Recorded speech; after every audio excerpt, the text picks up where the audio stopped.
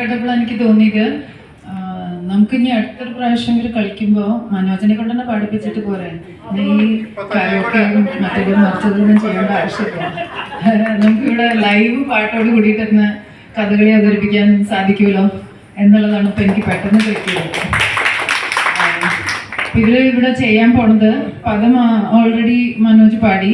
കല്യാണ സൗഗന്ധികം എന്ന കഥ, മഹാഭാരതത്തിൽ നിന്നുള്ള കല്യാണ സൗഗന്ധികം എന്ന കഥയിൽ നിന്നുള്ള ഒരു ഭാഗമാണ്. വനവാസത്തിന് പോയ സമയത്ത് എല്ലാവർക്കും അറിയുന്ന കഥയാണ്, പ്രത്യേകിച്ച് പറയേണ്ട ആവശ്യമൊന്നുമില്ല. പാഞ്ചാലിക്ക് പൂവ്, കല്യാണ സൗഗന്ധികം പൂവ് കിട്ടുന്ന സമയത്ത് ഭീമന്റെ അടുത്ത് ചെന്ന് ഇതേപോലെയുള്ള പൂക്കൾ കിട്ടാൻ വേണ്ടിയിട്ട് ആവശ്യപ്പെടുന്ന ആ രംഗമാണ്. അതോടുകൂടിയിട്ടാണ് ഇവിടെ തുടങ്ങുന്നത്. ദിവ്യ ഭീമനായിട്ടും ശില്പ പാഞ്ചാലിയായിട്ടാണ് ഇപ്പം ഇന്നിവിടെ ഈ ചൊല്ലിയാട്ടം അവതരിപ്പിക്കാൻ പോണത്. അപ്പം ആദ്യം പാഞ്ചാലിയുടെ പദം പൂ കണ്ട് അത് ആവശ്യപ്പെടുന്നതും, അത് കഴിഞ്ഞാൽ ലോകത്തിന്റെ ഏത് മുക്കിലായാലും ഞാൻ നിനക്ക് വേണ്ടി ഇത് കൊണ്ടുവന്ന് തരും എന്ന് പറഞ്ഞ മറുപടി പദം ഭീമന്റെ. ഈ രണ്ട് ഭാഗങ്ങളാണ്, ഈ രണ്ട് പദങ്ങളാണ് ഇന്നിവിടെ ചെയ്യാൻ പോകുന്നത്.